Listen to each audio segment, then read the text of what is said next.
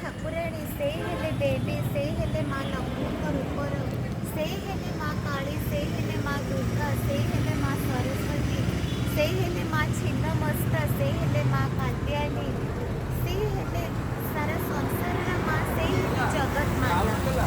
ସେ ହେଉଛନ୍ତି କାର୍ତ୍ତିକ ଆଉ ଗଣେଶଙ୍କର ମାତା। ସେ ହେଲେ ମହାଦେବଙ୍କ ପତ୍ନୀ, ସେ ଥିଲେ ମହାଦେବଙ୍କ ଅର୍ଦ୍ଧାଙ୍ଗୀ, ସେ ହେଲେ ଜଗତର ମାତା, ସେଇ ହେଲେ ମା ପାର୍ବତୀଙ୍କ ରୂପର।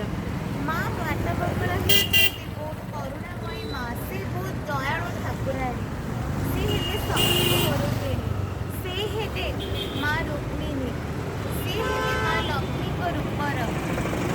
ମାଙ୍କୁ ଆମର ଦୀର୍ଘ 5000 ବର୍ଷ ତଳୁ ପୂଜା କରାଯାଉଛି। ମା ବାଟମଙ୍ଗଳା ହେଉଛନ୍ତି ବହୁତ ପ୍ରତ୍ୟକ୍ଷ ଠାକୁରାଣୀ।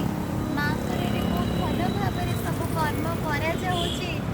ଆଉ ପଣ୍ଡିତମାନେ ବହୁତ ନିୟମ ନିଷ୍ଠାର ସହିତ ମାଙ୍କର ଏଠି ପୂଜା କରୁଛନ୍ତି। ମା ବାଟମଙ୍ଗଳାଙ୍କୁ ଭକ୍ତମାନେ କୋଟି କୋଟି ଭକ୍ତ ଆସିକି ତାଙ୍କର ଏଠି ଦର୍ଶନ କରୁଛନ୍ତି।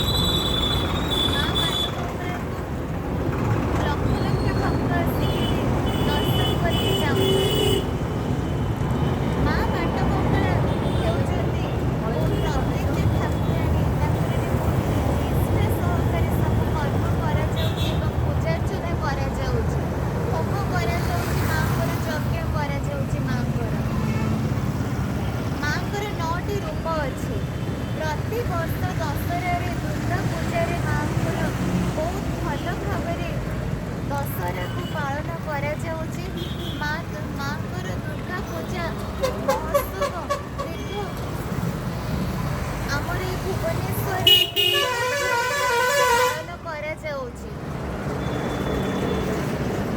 ମା ଦୁର୍ଗା ହେଉଛନ୍ତି ଦଶଭୁଜା ମା, ସେ ହେଉଛନ୍ତି ଶକ୍ତିଶାଳୀ ମାତା, ସେ ହେଉଛନ୍ତି ଆମ ସୃଷ୍ଟିର ଆଧାର, ସେଇ ହେଲେ ଆମର ସୃଷ୍ଟିର ମାତା, ସେଇ ହେଲେ ଆମର ସୃଷ୍ଟିର ଅଧିଷ୍ଠାତ୍ରୀ।